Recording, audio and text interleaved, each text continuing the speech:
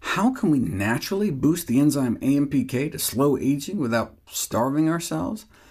AMPK is activated by a fuel shortage. If we don't want to limit the amount of energy going in through our mouths, then we have to ramp up the amount of energy going out through our muscles.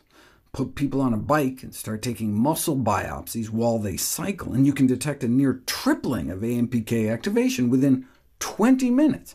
In both diabetics and non-diabetics. That makes sense.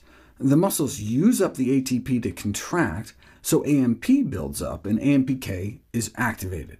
That may be one of the ways exercise leads to weight loss.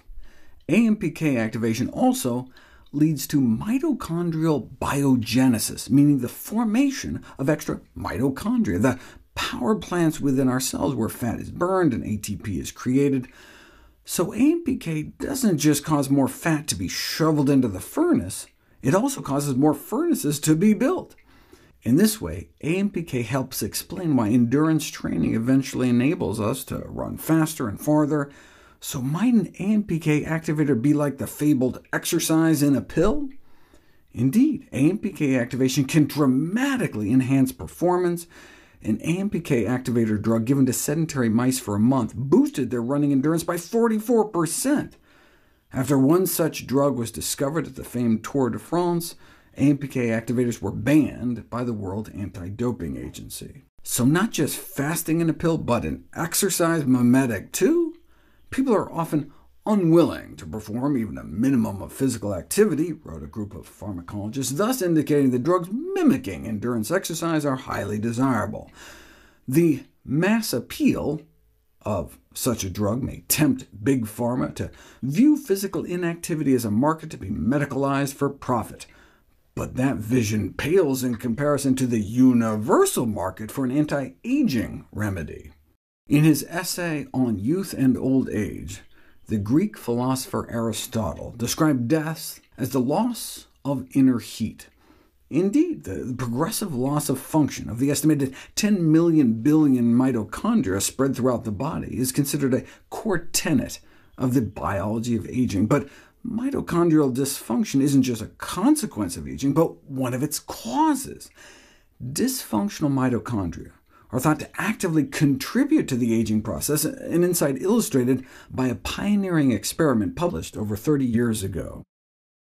If you inject mitochondria from a young animal into a human cell, nothing happens. The cell doesn't appear to notice. Human skin cells average about 300 mitochondria each, and adding 10 to 15 extra from a young rat doesn't appear to have any effect. But add the same number of mitochondria from an old rat, and the human cells start showing signs of degeneration within just a few days. Even just having a few percent of those old mitochondria was enough to drive the human cells to an early grave. So age-impaired mitochondria don't just become less efficient, but may become actively harmful. So if centenarian-equivalent rat mitochondria are so toxic, how do centenarian human cells survive? A group of Italian researchers took some centenarian skin biopsies to find out. Skin samples taken from the forearms of young individuals were compared to those of elderly individuals. As expected, each mitochondrial mite from the older cells was comparatively defective, less efficient, leaking free radicals. But to the scientists' surprise, the total amount of ATP the centenarian cells were pumping out was even greater than that of the younger cells. How is that possible? Because of a bulked-up mitochondrial mass. It's like if an older Mike Tyson took on a featherweight. Even if pound for pound the whippersnapper's biceps were more energy-generating, Mike's sheer muscular mass might prevail. So how did the centenarian mitochondria get swole? AMPK. Mitochondria can take up anywhere between 2% and 50% of the volume of a cell, and are in constant motion, merging together and splitting apart like the molten wax of a lava lamp.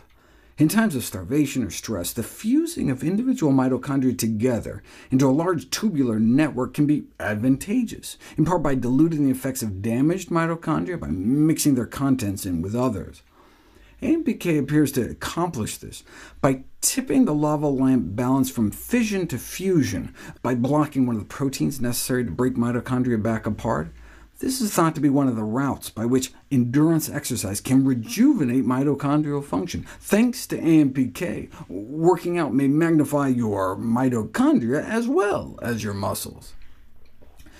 Our mitochondrial function does decline with age, in part through the impaired ability of AMPK to generate new mitochondria, but AMPK can build new cellular power plants, expand existing ones, and decommission old ones, so-called mitophagy.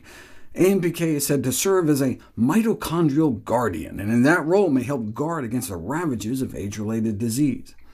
If an AMPK-activating drug really could help us reap the fat-burning and health-promoting benefits of fasting and exercise without the hunger and sweat, one could imagine how it would become one of the best-selling drugs on the planet. And it is.